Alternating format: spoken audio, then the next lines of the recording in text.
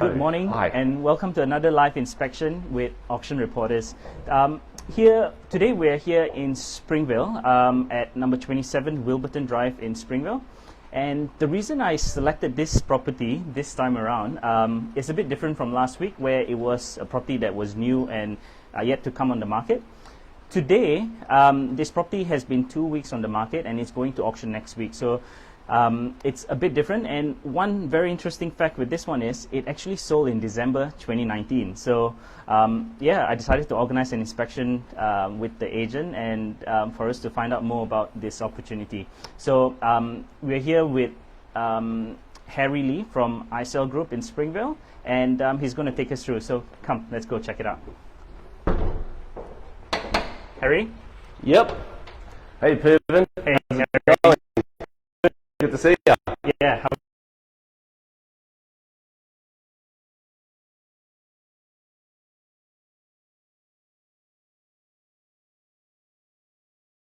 And sure. Yeah, what this place has to offer. Excellent. Location-wise, well, Wilberton Drive here, albeit is considered a drive. If you actually drove down, I guess, towards the end, you would have done a U-turn because it's actually a cul-de-sac. So it's considered a court location. So it's very private, a very few homes within the actual street itself. It's on the high side. I think everyone loves that elevated position. But despite it being in such a peaceful kind of scenery and avenue, which arguably is the premier street of Springvale, you turn right, you're in the heart of Springvale. All your shops, your banks, all your needs, dining and everything are all there. That's the hustle and bustle. I actually like Namson. Yeah, Namson, just right here, right? Outside there, Well, it's just around the corner. So you get your couple of local eateries here. Certainly they do takeaway as well for during these times. They've got good fur, and you don't have to go and fight with people for parking in the main central area. Yeah, correct. And look, the great thing is that even along the street before them, there's a lot of, for example, local doctors and accountants and all that along the Windsor Avenue as well. So anything you need is actually within walking distance. But the great thing is that if you wanted to kind of like leave the suburb or want to head towards the city or in town for work, you're just right next to Westall Road as well. So you turn left, Westall Road, easy access towards M1, which is off Blackburn Road, or of course along Princess Highway, where you'll see M City that's being built. Easy access to Chadstone, of course, 30 minutes you're straight into the city. Yeah, very convenient. Yeah. All right, cool. Let's see what we have here today. Beautiful. Well, let's head to the master bedroom first, considering it's closest to the door.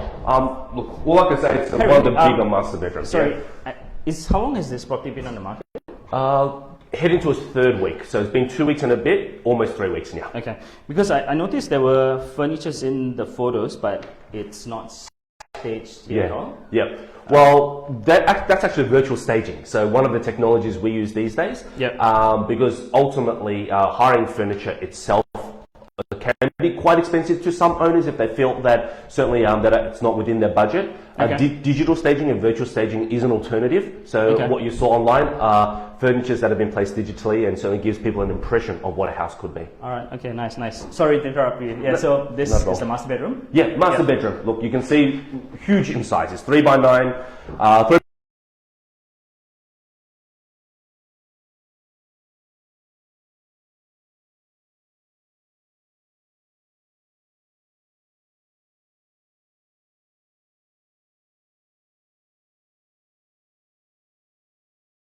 Freshly painted in recent times. One thing is people have pointed out, look, there's no built-in robe, right? Yes, and people, I was going to ask you that, Yeah, look, the built-in robe itself, I understand people do want it, but the great thing is that if you pick whichever side you want the built-in robe to be on, it's still going to be a massive bedroom anyway. It's still going to be probably more 3 by 5 times 3 by 9. So I think it's going to be a really, really good sized home, even up. All right, cool. Yeah. What we do have, of course, is not technically an ensuite, but if you talk about distance to the actual bathroom from the master bedroom, you've got your done up and updated bathroom as well. If you walk inside, you can see the actual vanity, the bath, and the shower have all been modernized over recent times. And as mentioned, because of the proximity to the master bedroom, if somehow you had a really, a nice imagination and certainly an eye for potential, you can either maybe even open up a door to create it as an ensuite setup, or if you block where I am potentially standing here, then you can create that ensuite setup as well, which are all possibilities. So then this could be your... this could be technically a built-in robe, currently a linen closet, and good for storage space. One thing I love about the older homes, they generally have a lot more around. Yep. I'll come through. This is the second bedroom, albeit it's small comparatively to the actual master bedroom. It's still 4 meters in length. So easily, if you talk about fitting a double-sized bed, no problems at all. This already has the built-in robes installed, so you haven't got any issues in terms of, or anything to wonder about installing built-in.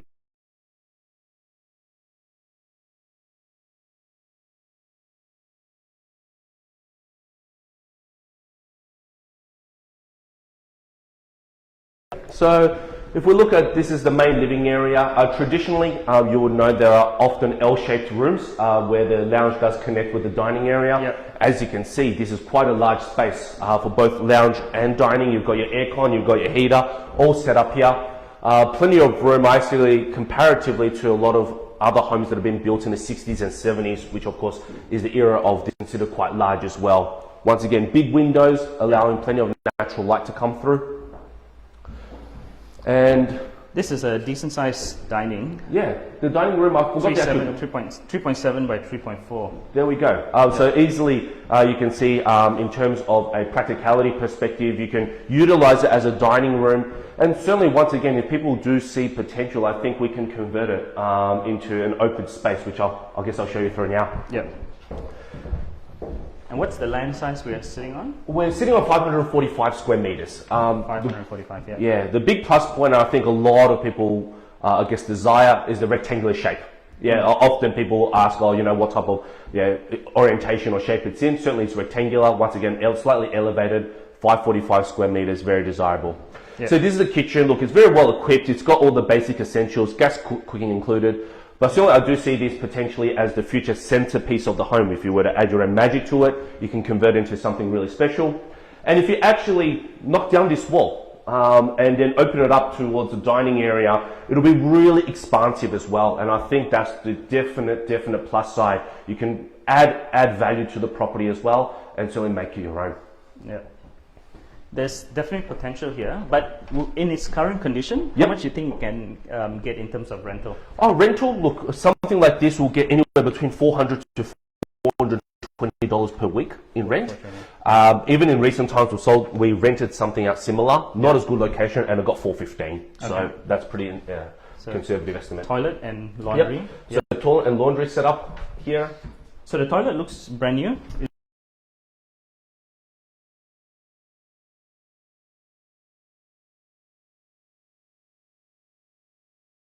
And look, definitely nothing to be done there. As you can see, it's independent toilet, non-attached to the bathroom. This is a separate pantry that we're leading to here. I guess quite unique. It's a great storeroom, a cool room. I guess for those that want to be able to cook up a feast and store plenty of food. Certainly, that's a very flexible space. Which then leads to our back bedroom. Now, for those that maybe want to buy a residence to live, if they've got like a young teenager, this gives them a bit of privacy as well, separated away from the other bedrooms. A really smart floor plan. Very big storage. Oops. Yeah, big built-in robes. Yeah. We can definitely see plenty of, obviously, clothes and all that stored in there. But even if you open one side up, given how big it is, it can easily turn into like a study nook. You can put maybe a TV or aerial type of setup here as well. A computer you can space. just remove it. Exactly right. You remove the doors, remove that, and then you can easily set it up. Okay. And how big is this? 3.7 by 3.6. Cool. So overall, big bedrooms throughout the house. Looking at the floor plan, this looks like is this like the extension part of the home? Yeah, so from what I've been told years and years ago, this is a couple of decades ago, where we saw the laundry previously was the end of the home. Okay. So originally the home itself was 3 bedrooms, but the dining room was the actual 3rd bedroom. So it actually only had 1 lounge room and 1 kitchen room. But over the years they converted it, and I think they did it quite smartly. They added this room, and of course the pantry that we see. So it's created that 3rd bedroom, but given more living space as well. All right. Cool. Let's head to the back. Let's head outside.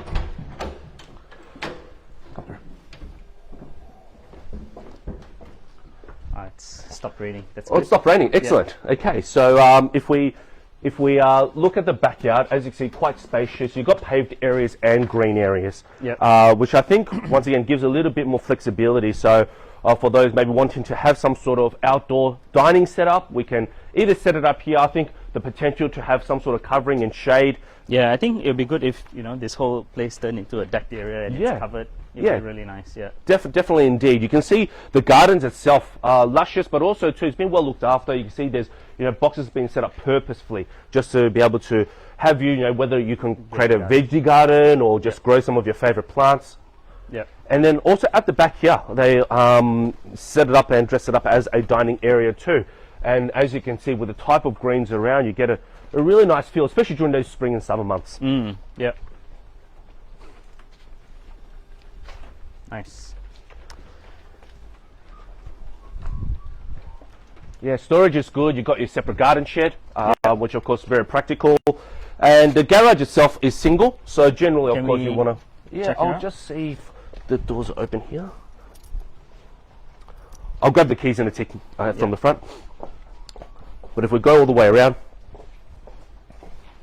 underfloor storage. So once again, house is built on... This, can we... Yeah. Okay. Yep. So single garage space. All right. But it's great because I know a lot of people these days use garage as storage rooms. And even that being the case, you've got a really extended carport here.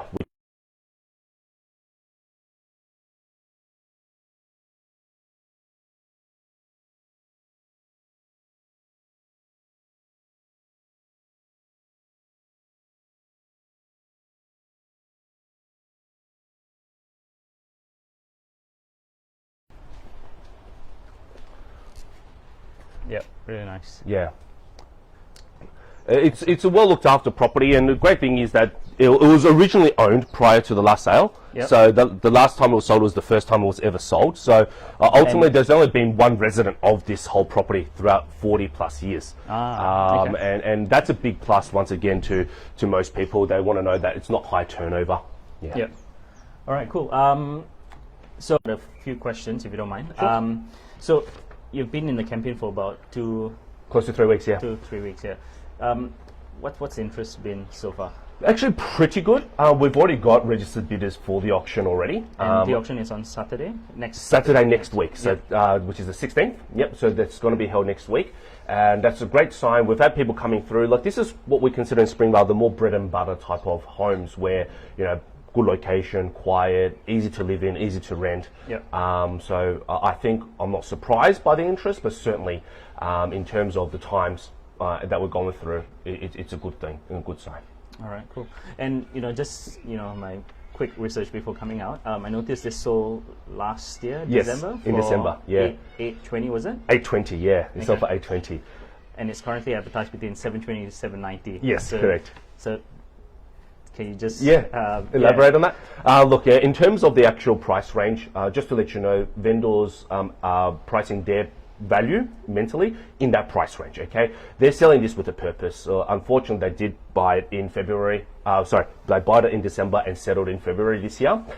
Due to COVID-19 and recent events, their financial positions have changed just a little bit, and I guess to maintain this property as an investment for the long term, it's probably going to be a little bit too much pressure on them. So they thought, look, you know, why not just, you know, move on from it? I understand that they will be accepting less, which just shows how genuine they are. They're not here to test the market. They're prepared to take a lower offer than what they're actually initially bought it for, which is a great thing, and I think that presents good value for, I guess, the prospective buyers out there. Okay, excellent. And being an online auction, can you just touch a bit about that? How do you go about, I guess, bidding, registering? What's the process like for someone who hasn't, you know, bid online? Excellent. So look, we're using a platform called Anywhere Auctions. It's similar to a lot of other platforms that are out there. The good thing is that these platforms are all integrated now with major portals, including realestate.com. So if you actually go to the online listing on realestate.com, then you can simply just click a button where it says register for auction, and then you just follow the processes from there. Usually it just involves you providing sufficient ID and the credit card details so that it registers you for the auction. Now, when you register, it doesn't mean you have to bid. Yeah. Obviously, if you want to bid and buy, certainly you go down that process. If you simply just want to spectate, you don't have to register as a bidder. You register as a normal user, and then you can just watch the auction in the comfort of your own home as well. But you need to watch it at that auction time live. Yes, correct. Yeah, you watch it live. It's going to be taking place at that time, and certainly everything will happen. And then once the stream is finished, obviously it won't be able to be distributed again. You have to be there, much like what it is in real life. Yeah. You have to be there at the auction, say 8 to 10 weeks ago, to be able to see the auction itself, or else you won't be able to see it. All right, cool. So, is there anything else we need to know about the property? Look, I'll call this just a good, honest time. Look, Yep. when you look at the property, structure very strong, great bones, good foundations, a lot of good size to the property, but it still has that potential for you to fulfill, to add more to it. So I think, given the times and the value that it's presenting at, I think it offers something tremendous for the potential buyer. Just if they want to know more, obviously, get them to come along and hopefully be able to talk more with them as well. Yeah. All right, cool. I can definitely see the potential. There's things that can be done to really enhance the value here.